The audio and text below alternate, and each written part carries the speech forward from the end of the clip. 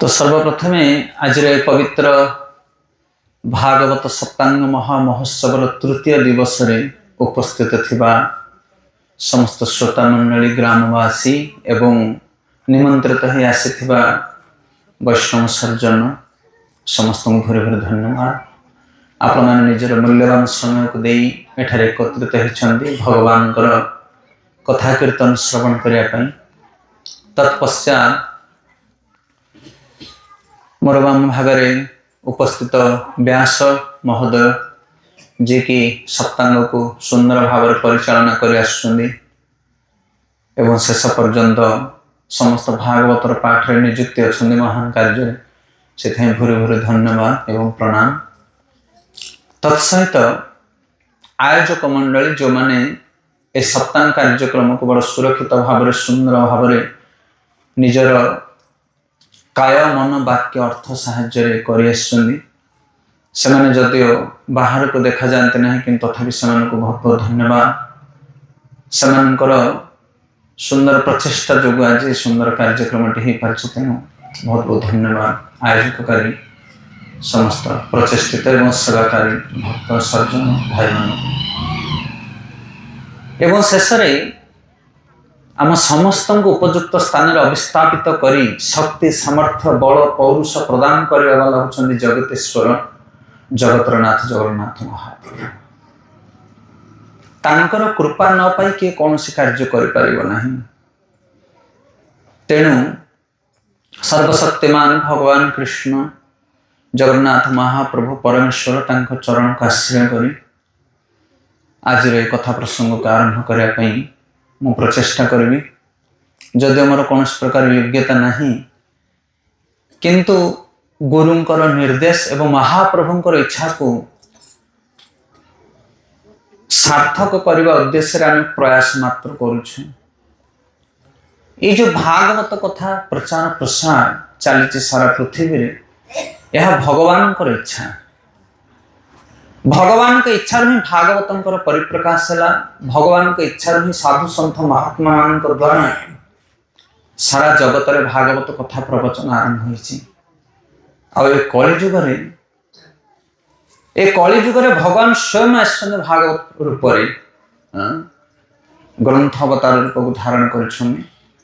तेणु सर्वप्रथम आम कथार प्रारंभिक विधान अनुसार भागवत दुई पद महिमा आलोचना करवा।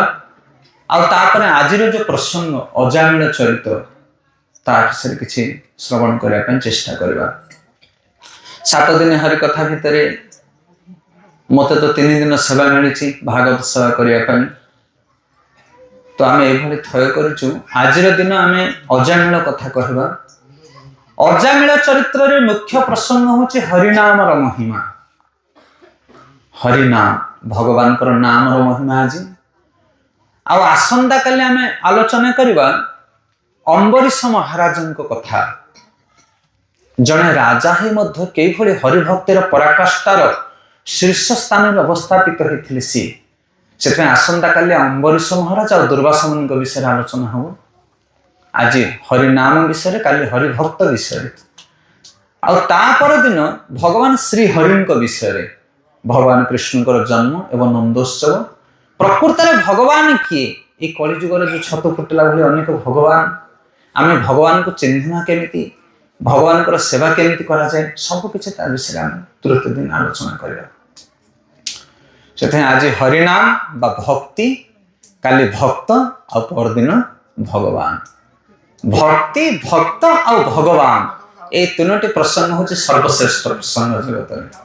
हरे कृष्ण कृष्ण कृष्ण हरे हरे हरे राम राम राम हरे।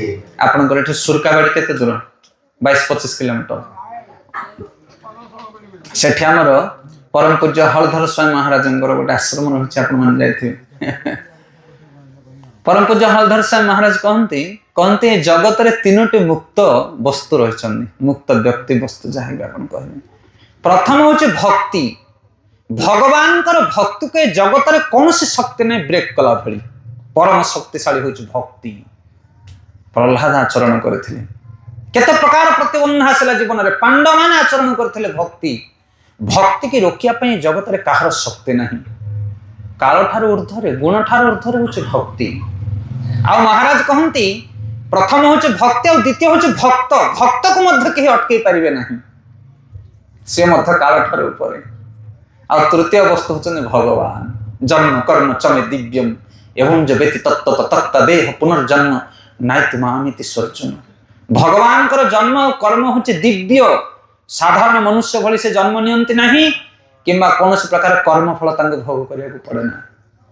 से भक्ति भक्त और भगवान ये तीनोटी को जगत रे कहीं कोठी ब्रेक कर पारिबे नहीं। तो ये तीनोटी प्रसंग को पुंखानुपुंख भाव में आम आलोचना करवा। महाराज आश्रम आपण मैंने केबे जीवे महाराज दर्शन करेंगे। से महान महान आचार्यों ठार आम केवल शुणुचु आपण मान को प्रदान करुचु।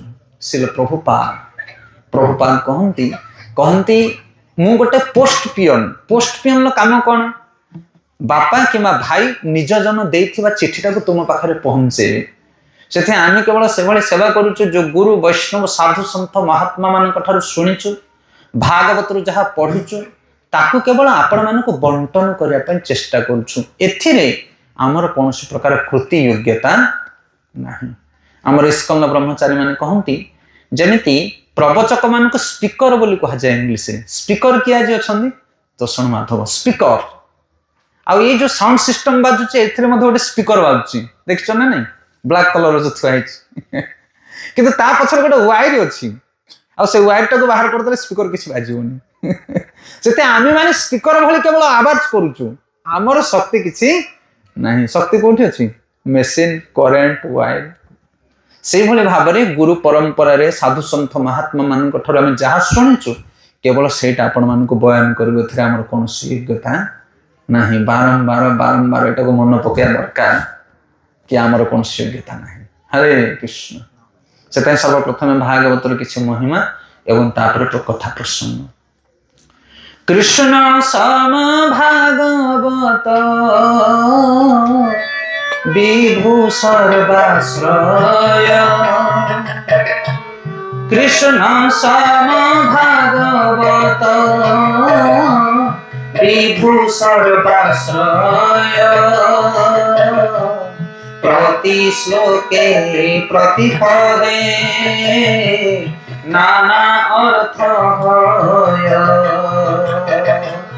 प्रति श्लोके प्रतिपदे नाना अर्थ जाओ भागवत पढ़ वैष्णवेर स्थाने। जाओ भागवत पढ़ वैष्णवर स्थाने। एकांत आश्रय करी चैतन्य चरणे। एकांत आश्रय करी चैतन्य चरणे। आचार्य मैंने भागवतर महिमा वर्णना करुछन। ये भागवत किए नहीं ये साधारण पुस्तक नुहंती। ये भागवत होचन स्वयं भगवान। कृष्ण सम भागवत विभु सर्वाश्रय प्रति श्लोके प्रतिपदे नाना अर्थ हो।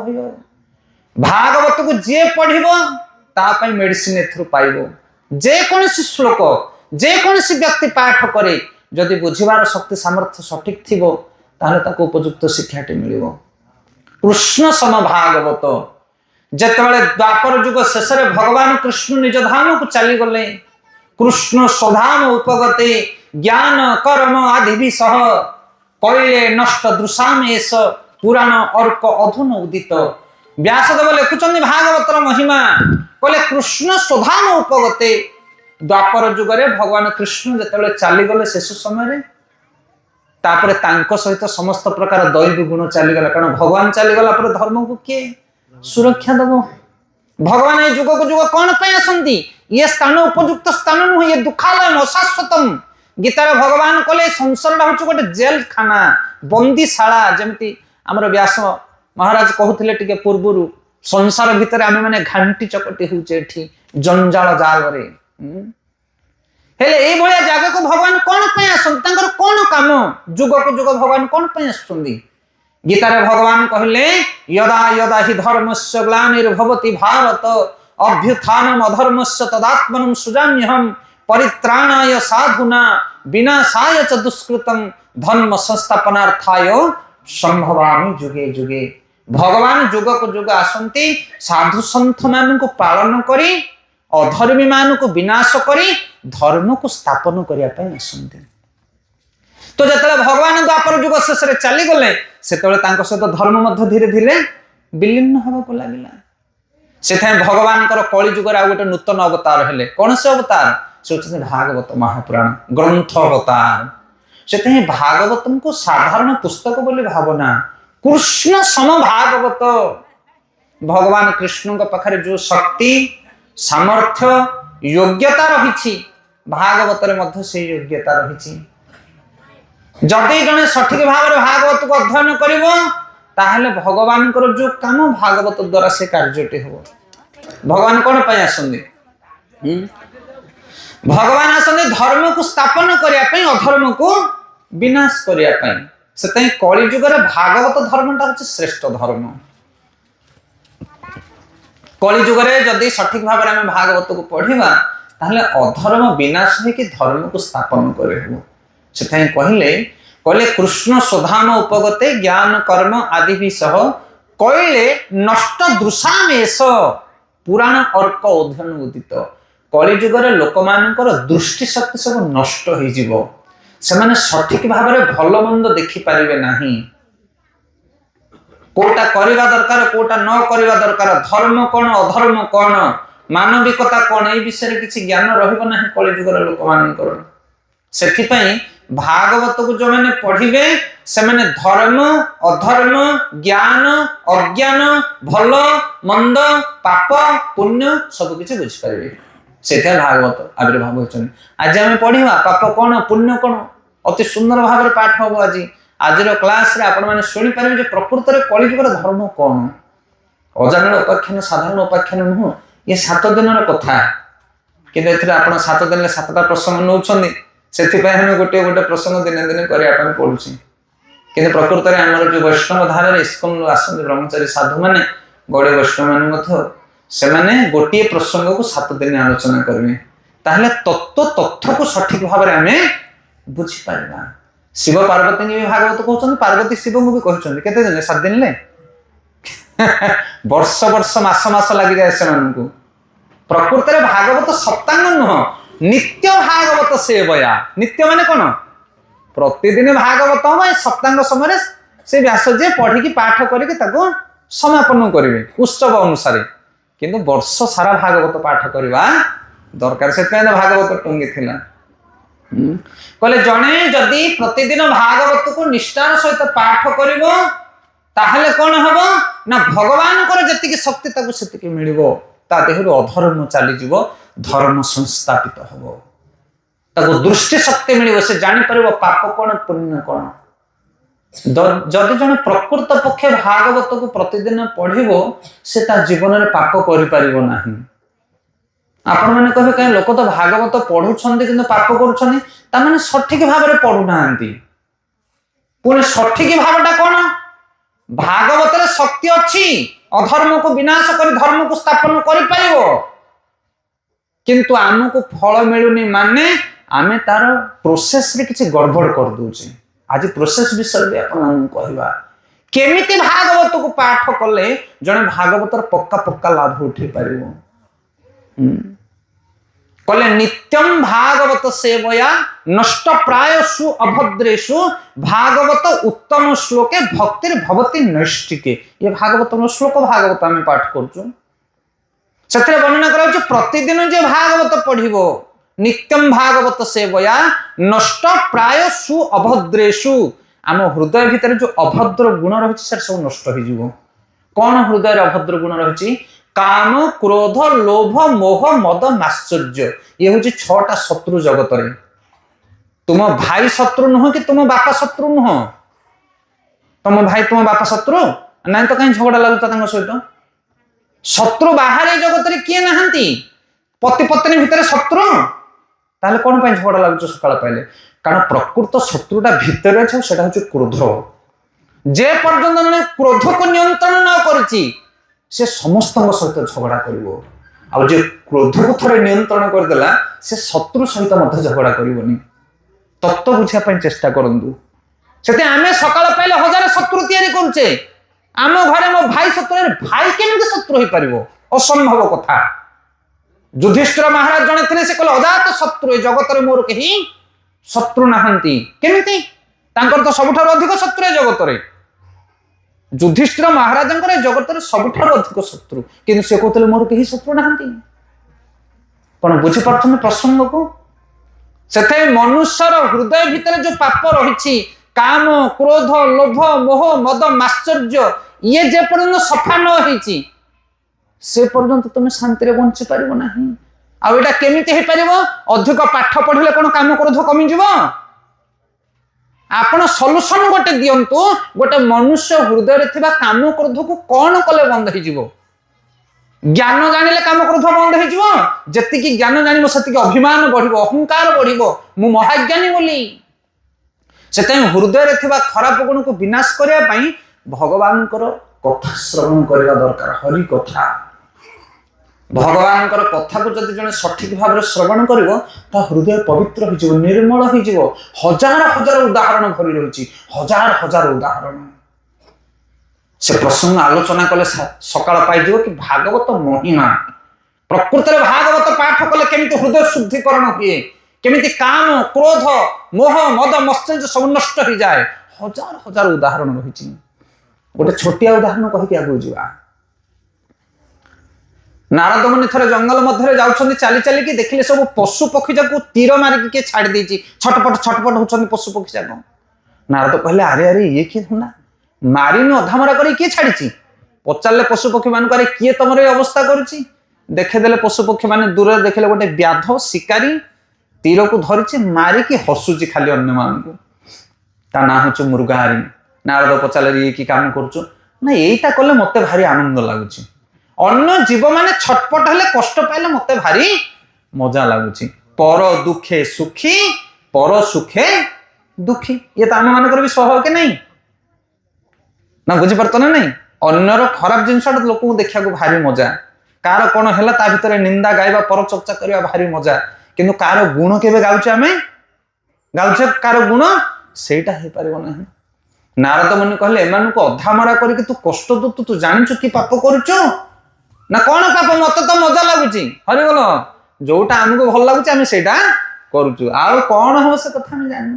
ନାରଦ ମୁନି ତାକୁ ବୁଝେଇଦେଲେ ଗୋଟି ଗୋଟି କରି, କହିଲେ ବାପାରେ ଇଏ ଗୋଟେ ପଶୁକୁ ଯଦି ତୁ କଷ୍ଟ ଦବୁ, ସେ ଯେତିକି ଯନ୍ତ୍ରଣା ପାଉଛି ତତେ ବି ସେତିକି ଯନ୍ତ୍ରଣା ଭୋଗ କରିବାକୁ ପଡିବ। ଥରିଲା ମୃଗାରୀ, କହିଲା ଉପାୟ କଣ? ନା ଭଗବାନଙ୍କର ଭକ୍ତି ଆଚରଣ କରେ। ନା ମୁଁ ତ ବ୍ୟାଧ ଶିକାରୀ, ପଶୁ ମାରିକି ମାଂସ ଖାଉଛି, ଆଉ ମୁଁ ଯଦି ଭକ୍ତି କରିବି ମତେ ଭୋଜନ କିଏ ଦବ? ଏ ପ୍ରଶ୍ନ ପଚାରୁଛନ୍ତି ନା ଲୋକମାନେ। ଆମେ ହରି ଭୋଜିବ, ଚାଷ କିଏ କରିବ, ବେପାର କିଏ କରିବ? अरे भाई तू मेरा नाम पे, मैं तेरा काम पे, तू तेरा काम पे, मैं मेरा धाम पे। तमें जदि मो नाम नब, मोर गुणगान कर, तुम कथा मु बुझी। आ तुम्हें जदि तुम काम कर बोले मो जगह मु बस तो मोर कौन जाऊँगी? नारद मुनि कहले कहले आज ठारू प्रतिदिन भागवत पढ़िबो, हरिनाम पढ़िबो, आ माछ मांस मद मांस सब परित्याग करू, जीव हत्या छाड़ू। ये पोखरी कूल गोटे तुलसी वृक्ष रोपण करके छाड़देले नारद मुनि। कहले ये बसिक वैष्णव वृत्ति की आचरण कर। ये धनुषर को फिंगिकी पकईदेला मृगारी, से बसिक हरिनाम कला। से रास्तार जी लोक मैंने गले कहले अरे देख रे एटा कौन एडे बड़ दुष्ट तो साधु पलटि जाइए, किए चाउल किए परिमा जी जहाँ गले से बाटे किसी किसी पकईकी गले।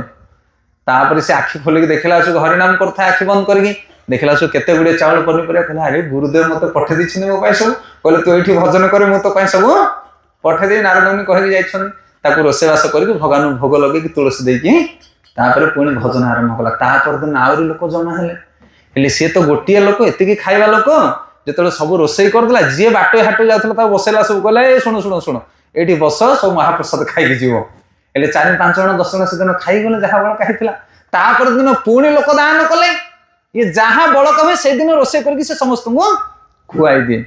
आज जो लोक खाइबे तो देवे ना, हरि भल। धीरे धीरे से महोत्सव आरंभ हो गला। लोके दान देले आ रोसे करके खाइले किछि दिन अंत सेठी मठ मंदिर उत्सव पालटी गला गोटे जगह से मठाधीश भाव में बसिक भगवान खाली नाम करू थाए आ किछि दिन पर नारद मुनि तांकर साथी पर्वत मुनि सहित ता कुटीर को आसिले नारद मुनि कहते ये मोर गोटे शिष्य अच्छी चलो टे देखा कर पड़ा दुई जन मुनि जो आसिक पहुंचले सेठी ये जाऊे मृगारे नारद को प्रणाम करने आ प्रणाम करने समय पिंपुड़ी धाड़ीटे चलिकी जाउछंती से पिंपुड़ी मानक ऊपर ये कुदिकी प्रणाम कर पारला नहीं निजर पणत कान से पिंपुड़ी मान को साइड करके प्रणाम कला नारद मुनि हृदय पुलकित हो गला हरि कहला आहा हरि भक्तिर की प्रभाव देख भागवतर महिमा को देख कई मास तले जो व्यक्ति पशु पक्षी मान को दरमरा करके छटपट प्राण को देखि आनंद पाउथिला आज गोटे पिंपुड़ी को मध्य दलिया तार मन में इच्छा नहीं कौन बुझी पार्छ ना आपण माने से भागवत को जदि सठिक भाव में जने श्रवण करिवो ताले से काहा को कष्ट दे परिबो नहीं काहा को कष्ट दे परिबो नहीं आम क्या कष्ट दूने जीव मान को छेली कुकुड़ा कथा छाड़ से तो दिन दी पर मोड़ी खाऊं बीच रास्ता किंतु बापा माँ मान को आम जी कष्ट दौचे पुत्र हिसाब से आउ क्या कौन दब तुम्हें कष्ट दौने आम कष्ट दौने निज पितामाता मान को सत कथा कहल देखिए आम जो आम पितामाता कष्ट पाउछ ना नहीं ताहले कि मनुष्य आम कि पुत्र धिक आमर पुत्र ताकू आम कि बहु ये हूँ भागवतर सार वस्तु भागवत केवल कर्ण मधुर नुह हृदय मधुर हवा दरकार आम जीवन को परिवर्तन आने दरकार भागवत से जदि जने सठिक भाव में भागवत को पढ़ो ता जीवन में से केवे पाप आचरण कर अन्य को दुख दे पार ना से कांदिब से ता जीवन में भुवनेश्वर इस्कन मंदिर तैयारी देखिए सेठी जने महाराज थिले परम पूज्य गौर गोविंद सिंह महाराज से कहते इस्कन मंदिर नुह दिस इज क्राइंग स्कूल माने कांदिबा विद्यालय कहले एठिक आपण माने आसंतु मु आपण मानको कांदिबा शिखै देबी ए जो जगत रे कांदुछंती द्वार देके एठी कृष्ण को पाखरे कांदंतु ताहले जीवन रे किछि पाइबे क्राइंग स्कूल मजा करनी एटा मजा करिया जागा नुह एंजॉय करनी दुख माड़ी आसुछि आगु दुर्लभ मनुष्य जन्म लभिया संसारे दुर्लभ मनुष्य जन्म लभिया संसारे कृष्ण ना भजिले दुख कहिबु कहारे कृष्ण ना भजिले दुख कहिबु कहारे मनुष्य जन्म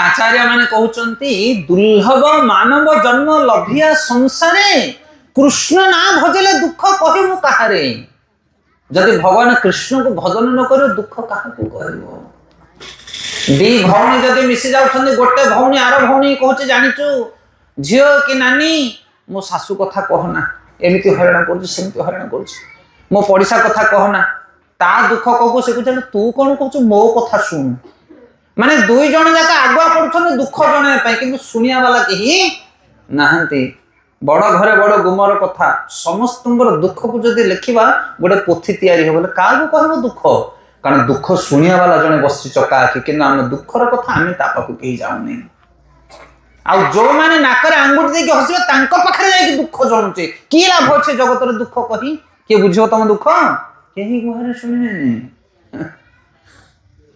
से संसार संसार बोली मिछे गला काल लाभ न होइला किछि घटिला जंजाल दुर्लभ मनुष्य जन्म लभिया संसार कृष्ण नाम भजले दुख कहबो काहे जदि जने प्रकृति रे भगवान कर भजन करे भागवत पाठ करे ताल ता हृदय पवित्र हो जिवो एसेंस होचिया ତା ମନରେ କାମ କ୍ରୋଧ ଲୋଭ ଅଭିମାନ ରହିବ ନାହିଁ। ଯଦି ରହୁଛି ତାହେଲେ ଜାଣିବାକୁ ପଡିବ ଭାଗବତ ଠିକ ପାଠ ହଉନି। ଆପଣ କହିବେ ଆଉ କିନ୍ତି ଆଜ୍ଞା ପଢିବ ଏ ଭାଗବତ, ହୃଦୟଟା ସଫା ହେଇଯିବ। ଏବେ ତ 8 ବର୍ଷ ହେଲା କରୁଛୁ। କେତେ ବର୍ଷ ହେଲାଣି? 7 ବର୍ଷ। 7 ବର୍ଷ କଣ 70 ବର୍ଷ ହେଲା ଭାଗବତ ଚାଲିଛି, ଆମେ ଯାଉଛୁ ସେ ସ୍ଥାନ ମାନଙ୍କୁ, କିନ୍ତୁ ପରିବର୍ତ୍ତନ କିଛି ଆସୁନି ଜୀବନରେ। କଣ କଲେ ଜୀବନରେ ଭାଗବତକୁ ଆମ ଜୀବନରେ ଆମେ ପରିବର୍ତ୍ତନ ଆଣିପାରିବା? ସେଇ ଶିକ୍ଷା ଶାସ୍ତ୍ରୀୟ ଯୋଉ ଆଚାର୍ଯ୍ୟ ମାନେ ପ୍ରକୃତରେ ଦିଅନ୍ତି। ଏଇ ଗ୍ରନ୍ଥ ଭିତରେ ସବୁ ମେଡିସିନ ଅଛି ଆଜ୍ଞା। ଆକୁ ଯିଏ ପଢିବ ତା ହୃଦୟ ପରିବର୍ତ୍ତନ ହବ। ଧ୍ରୁବ, ପ୍ରହ୍ଲାଦ, ନାରଦ ଏମାନେ ସବୁ ଆକୁ ପଢିକି ଉଦ୍ଧାର ପାଇଛନ୍ତି। ମହାରାଜ କହୁଥିଲେ କି ନାଇଁ ଟିକେ ପୂର୍ବରୁ, ପ୍ରହ୍ଲାଦ ନାରଦଙ୍କର ଉପଦେଶ ଶୁଣି ମା ଗର୍ଭରେ ପରିବର୍ତ୍ତନ ହେଇଗଲା ତାର। ଆମର କାହିଁ ପରିବର୍ତ୍ତନ ହଉନି? ସେଥିପାଇଁ ଉପଯୁକ୍ତ ସାଧୁ ସନ୍ଥ, ଉପଯୁକ୍ତ ଆଚାର୍ଯ୍ୟ ମାନଙ୍କ ଠାରୁ ଯଦି ଉପଯୁକ୍ତ ବିଧାନ ସହିତ ଆମେ ଗ୍ରହଣ କରିବା ତାହେଲେ ମେଡିସିନ କାମ କରିବ, ନହେଲେ କାମ କରିବ ନା। ଉପଯୁକ୍ତ ବିଧି ଦରକାର। ସେ ବିଧିଟା କଣ?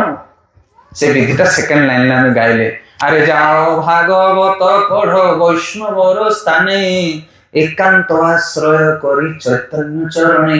ଭାଗବତକୁ ବୈଷ୍ଣବ ମାନଙ୍କ ପାଖରେ ପଢିବ। ଯଦି ବୈଷ୍ଣବ ନ ହେଇଥିବେ ସେମାନେ, ତାହେଲେ ଭାଗବତର ରସ ତମକୁ କିଛି ଦେଇପାରିବେ ନାହିଁ। କର୍ମୀ ଜ୍ଞାନୀ ସବୁ କବି କାବୁକ ମାନେ ସମସ୍ତେ ଭାଗବତ ପଢୁଛନ୍ତି, କିନ୍ତୁ ସେଇ ଭାଗବତ ପଢିବେ ଉଠିକି ଯାଇକି ସିଆଡେ ପାନ ଚୋବେଇବେ, ଫୁଙ୍କା ମାରିବେ। କଣ ବୁଝିପାରୁଛନ୍ତି କି ନାଇଁ? ସେମାନଙ୍କ ଠାରୁ ଭାଗବତ ପଢିଲେ କିଛି ଲାଭ ହଉନି। ଆଚାର୍ଯ୍ୟ ହେଇଥିବା ଦରକାର, ଯିଏ ନିଜେ ଆଚରଣ କରୁଥିବ ଅନ୍ୟମାନଙ୍କୁ ଶିକ୍ଷା ଦଉଥିବେ। এই ପ୍ରସଙ୍ଗରେ ଗୋଟେ ବଢିଆ କଥା ମୋର ମନେ ପଡୁଛି। ଥରେ ଗୋଟେ ଗାଁରେ ପ୍ରବଚନ ହଉଥାଏ। ବହୁ ଲୋକ ଲମ୍ବା ବସିଥାନ୍ତି, ଲମ୍ବା ଲାଇନ, କିନ୍ତୁ ସେ ପ୍ରବଚକ ଆସିଥାନ୍ତି ପାଖ ଗାଁରୁ, 2-4 ଖଣ୍ଡ ଗାଁ ଛାଡି ପ୍ରବଚକ ଆସନ୍ତି। ବହୁତ ଲୋକ ଜମା ସୁନ୍ଦର ସୁନ୍ଦର କଥା କହନ୍ତି। ହେଲେ ଯୋଉ ଗାଁରୁ ପ୍ରବଚନ ଆସନ୍ତି ପ୍ରବଚକ, ସେଇ ଗାଁରୁ ମଧ୍ୟ କିଛି ସ୍ତ୍ରୀ ଲୋକମାନେ ଆସନ୍ତି ଶୁଣିବା ପାଇଁ। ଯେତେବେଳେ ଫେରିକି ଯାଆନ୍ତି ପ୍ରବଚକର ସ୍ତ୍ରୀ କି କୁହନ୍ତି ହଇ ହେ ତମ ସ୍ୱାମୀ ଏତେ ସୁନ୍ଦର ପ୍ରବଚନ ଦଉଛନ୍ତି, ତମେ ଚାଲୁନ ଥରେ ଆମ ସହିତ। ନା ମୁଁ ଯାଆନ୍ତି ଯେ ତାଙ୍କ ପାଇଁ ପରା ରାନ୍ଧିବାକୁ ପଡୁଛି। ନା ରାନ୍ଧୁଛ କଣ? ସେଠି ତ ଅନ୍ନ ଡାଲି ଖଟା କ୍ଷୀରି ସବୁ ମିଳୁଛି। ହେଇଛି ନା ନାଇଁ ଆଜି? ହରିବୋଲ ହଉଛି ଟି? କହିଲେ ସବୁ ତ ଭୋଜନ ବ୍ୟବସ୍ଥା ହଉଛି, ଆଉ କଣ ତମ ସ୍ୱାମୀ ସେଠି ଖାଆନ୍ତିନି ନା କଣ? ନା ନା ନା, ସିଏ ସବୁ ସେଇଠି ଖାଆନ୍ତିନି, ତାଙ୍କ ପାଇଁ ଏଇଠି ରୋଷେଇ କରେନି। ହେଲେ ସେ ପଡୋଶା ସ୍ତ୍ରୀ ଲୋକମାନେ କହିଲେ ଆଜି ଗୋଟେ କାମ କର, ଟିକେ ସଅଳ ରାନ୍ଧିକି ରଖିଦିଅ, ଆମ ସଙ୍ଗରେ ଚାଲ। ହେଲେ ତା ପତ୍ନୀ ସେୟା କଲା, ଶୀଘ୍ର ଶୀଘ୍ର ରୋଷେଇ କରିଦେଲା। ଇଏ ପ୍ରବଚକ ମହାଶୟ ଗାଡିରେ ପଳେଇଲେ, ଅନ୍ୟ ସ୍ତ୍ରୀ ଲୋକମାନଙ୍କ ସହିତ ତାଙ୍କ ପତ୍ନୀ ଆସିଗଲେ ପ୍ରବଚନ ଶୁଣିବା ପାଇଁ। ପଛରେ ବସିଥାନ୍ତି ମା ମାନେ, ଆଗରେ ପୁରୁଷ ଲୋକମାନେ। ପ୍ରବଚନରେ ସେଦିନ ସାତ୍ବିକ, ରାଜସିକ, ତାମସିକ ଗୁଣ ବିଷୟରେ ବର୍ଣ୍ଣନା କରାଗଲା। 3 ପ୍ରକାର ଖାଦ୍ୟ ରହିଛି। ସତ୍ୱଗୁଣୀ ଆହାର ଖାଇଲେ ବଳ ବୀର୍ଯ୍ୟ ଆଉ ବୃଦ୍ଧି ପାଇବ। ରଜଗୁଣୀ ଆହାର ଖାଇଲେ ଚଞ୍ଚଳ ମନ ରହିବ। ଆଉ ତମଗୁଣୀ ଭୋଜନ କଲେ କ୍ଷୀଣ ଆୟୁ, ପରମାୟୁ, ଶ୍ରୁତି ଶକ୍ତି ହୀନ ହବ। ତମଗୁଣୀ ଆହାର କଣ? ନା ମାଛ, ମାଂସ, ମଦ୍ୟ, ସଢା, ଏଇସବୁ ଜିନିଷ ହଉଛି କଣ? ତମଗୁଣୀ ଆହାର। ଆକୁ ଖାଇବା ଦ୍ୱାରା ବଳ ବୀର୍ଯ୍ୟ ଗୁଣ ଆୟୁ ସବୁ କ୍ଷୀଣ ହେଇଯିବ। ଇଏ ଯେତେବେଳେ ପ୍ରବଚକର ପତ୍ନୀ କଥା ଶୁଣିଲା, ଅଧାରୁ ଉଠିକି ସିଏ ଚାଲିଗଲା। ତାପରେ ପ୍ରବଚନ ସରିଲା ପରେ ଇଏ ପ୍ରବଚକ ମହାଶୟ ଗଲେ, ଯାଇକି ତାଙ୍କର ଖାଇବା ପାଇଁ ବସିଲେ ଘରେ। ତାଙ୍କ ପତ୍ନୀ ସୁନ୍ଦର ରୋଷେଇ କରି ରଖିଥାନ୍ତି। ହେଲେ ଇଏ ସେଦିନ ପ୍ରବଚକର ପତ୍ନୀ କଣ କରୁଛନ୍ତି ନା ଅମୃତ ଭଣ୍ଡା, ଦେଶୀ ଆଳୁ, ହରିବୋଲ, ବାଡିରୁ ଶିମ୍ବ ସବୁ ପକେଇକି ଭଲ ସନ୍ତୁଳା କରୁଛନ୍ତି।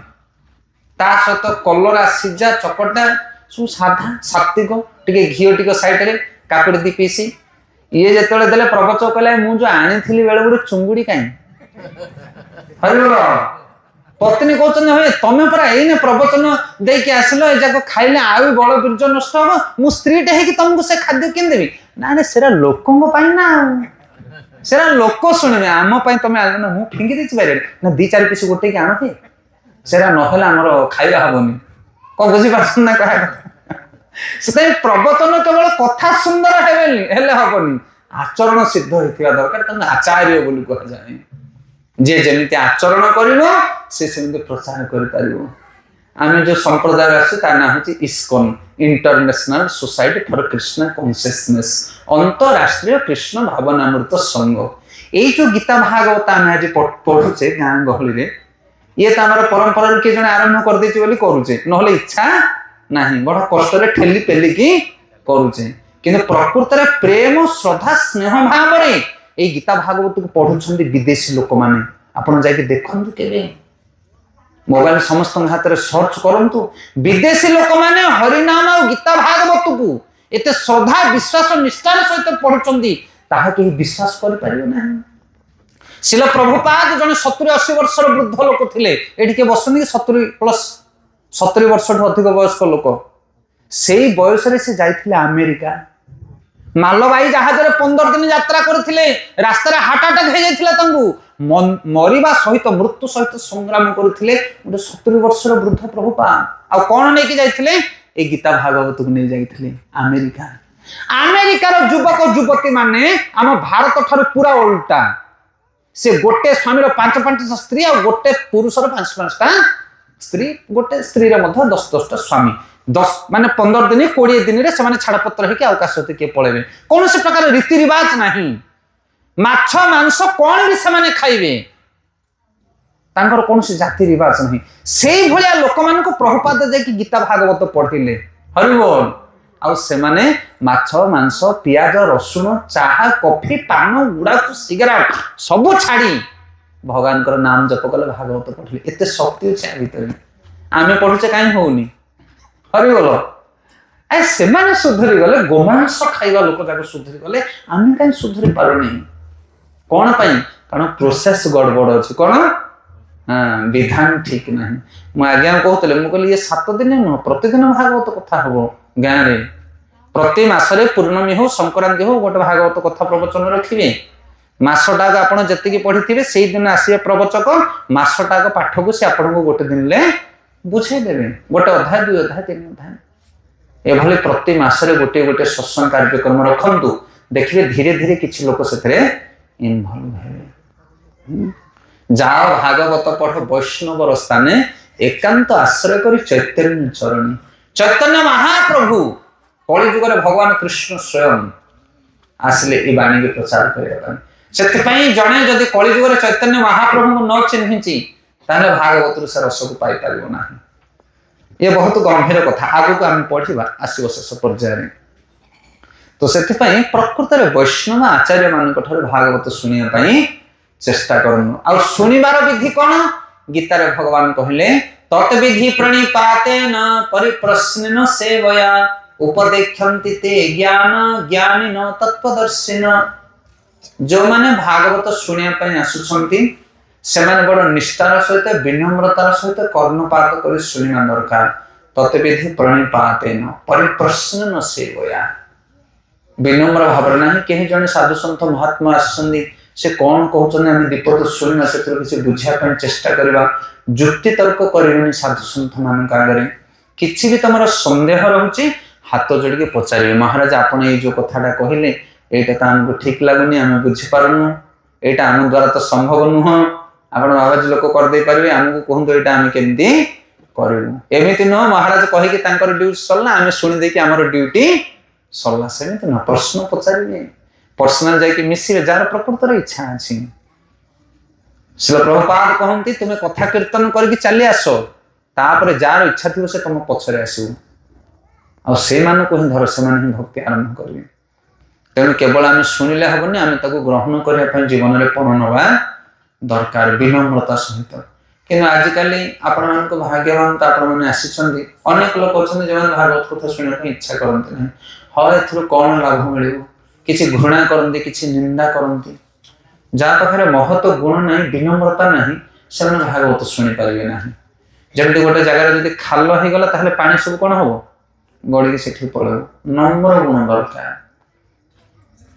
तो ये भाव में आपण मैंने जो मैंने बसुन साधु संपन्न सब माँ मैंने प्रभु मैंने आ बहुत वयस्क लोक मैंने बसने आपण देखले बहुत भल लगुच कि आम जो फील्ड के जाऊँ सब यंग कांग्रेगेशन सब युवक माने भल होछन इस्कन ले युवक कहीं ना अनमेरिड ना अविवाहित लोक आपण भागवत चलो तो आगू पुत्र पौत्री नाती नातुणी मैंने ग्रहण करुँच कि कष्ट बहुत हम धीरे धीरे भगवान कृपा कले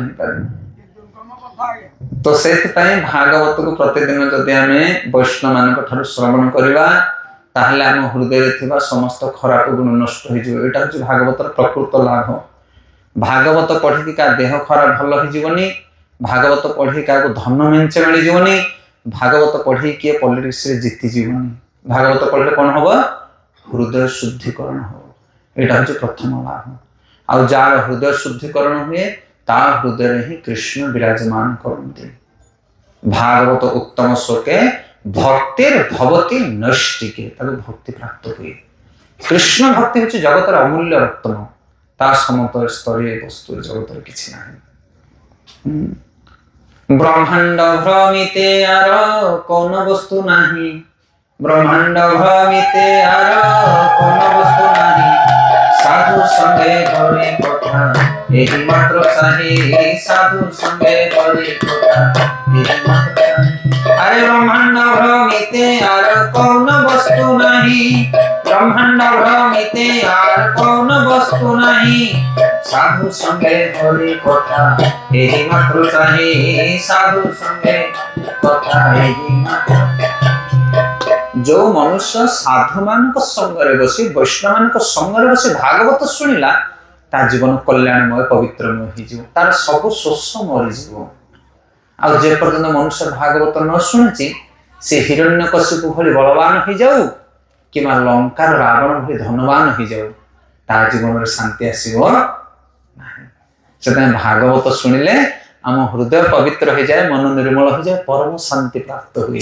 यहाँ हूँ असली लाभ आउ जदि भागवत किए धन पाइबा इच्छा करुच्ची सम्मान पाइबा इच्छा करुच्ची मिथ्या प्रयास हरि अधिक गुणगान करें ना लंबा समय चली टपिक उपरक आसिया तो पंचम स्कंद भागवतर शेष पर्याय सुकदेव गोस्वामी परीक्षित महाराज को नर्क विषय वर्णना कर भागवतर 10टी विषय संपूर्ण वर्णना आसे अत सर्ग विसर्ग से स्थान पोषण उत्तय मनंतर ईशान कथा निरोध मुक्ति आश्रय दशमस्य विशोधार्थम नवानाम इह लक्षण वर्णयन्ति महात्मान श्रुतिन येन चांजसा कहले स्वर्ग विसर्ग स्थान पोषण उत्तय मनंतर ईशान कथा निरोध मुक्ति आश्रय केतरा विषय हला 10टा विषय भागवत रे वर्णना कराइछि पंचम स्कंद भागवत रे स्वर्ग विसर्ग स्थान स्थान माने प्लानिटरी सिस्टम ए पृथ्वी की जो ब्रह्मा तैयारी कले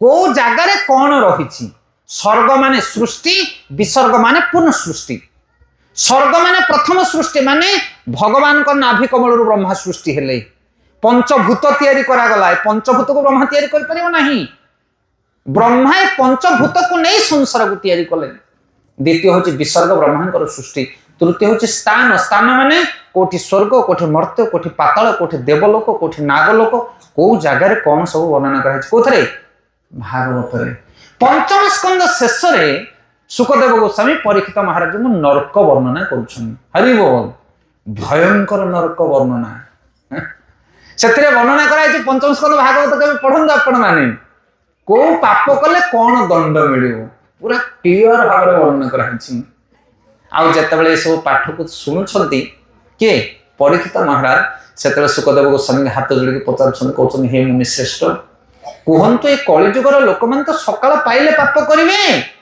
एत दंड से भोग करेंगे ना हाँ जे पाप करेंगे से दंड भोग कर ना अच्छा किसी उपाय अच्छे दंड उद्धार पाइबा ना हाँ उपाय अच्छी ना से उपायटा दयाकोरी आमको कहतु परीक्षित महाराज पाप कर नथिले किंतु आम मानक से प्रश्न पचारुछंती कलिजुगर लोक मैंने सकाल पाइले पाप करेंगे पाप करछे कि नहीं करने 100% चारिटा पाप अच्छे कलिजुग मुख्य पाप कौन कौन टे भागवत अनुसार शुणी दे था आ बेसी लिस्ट न मान कलिजुग जो प्रवेश है गत काली कहती प्रभु जी कलि जो प्रवेश है चारिटा जगार रहा काली आलोचना होती ना नहीं कौन जगह जाक कौन द्यूत पान स्त्री सुन अधर्म चतुर्विध द्यूत माने चाष पशा लटरी जुआ खेल चली बराबर चलती सब गाँव में कौटी चली मठ मंदिर मुख्य जगह मान तो कली बास कर से बुद्धिमान लोक जो मैंने जुआ चाष सब नशा दूरी रहा दरकार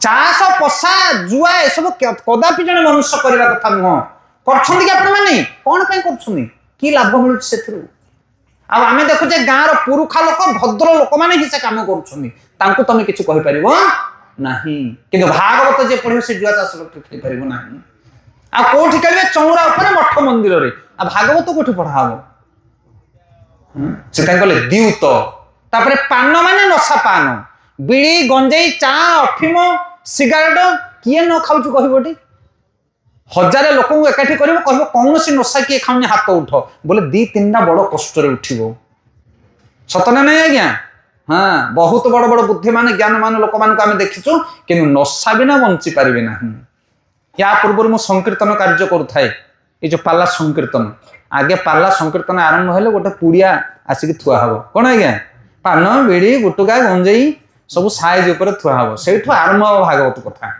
मुझे धन्य ये संस्कार संस्कृति किंतु भागवत प्रमाण मना कर टोटाल नशापान करने कथा नुहे जो नशा रहा से कली द्यूत चाष पशालटी खेलिए ना कौन से नशापान करेंगे ना द्यूत पान स्त्री माने व्यभिचार जड़े साधु पुरुष व्यभिचार ठार दूरे रहिबो मातृवत परदारेषु परधनेषु लुष्ट्रवत आत्मवत सर्वभूतेषु ये पश्यति स पंडिता समस्त मातृ दृष्टि देखिए जन साधुर कर्तव्य हो अन्य नारी मान को मातृ दृष्टि देखिए आज से स्वभाव ना द्यूत पान स्त्री सुन सुन माने पशु हत्या मांस भक्षण कर चारिटा है कलिजुगर सब बड़ पाप आम कहूँ किए कौच भागवत प्रमाण दूची से आमर वैष्णव धर्म जो मैंने दीक्षा पाइबा चाहूँगी कम से कम गोटे वर्ष चारिटा जिनस को पालन करेंगे आउ 16 माला जप करेंगे जप विषय लास्ट को मुझे कारण अजामिल कथा पर नामर महिमा आसो यही चारिटा नियम को पालन करा पड़े जो मैंने तुलसी माला पकड़ धला वस्त्र पिंधि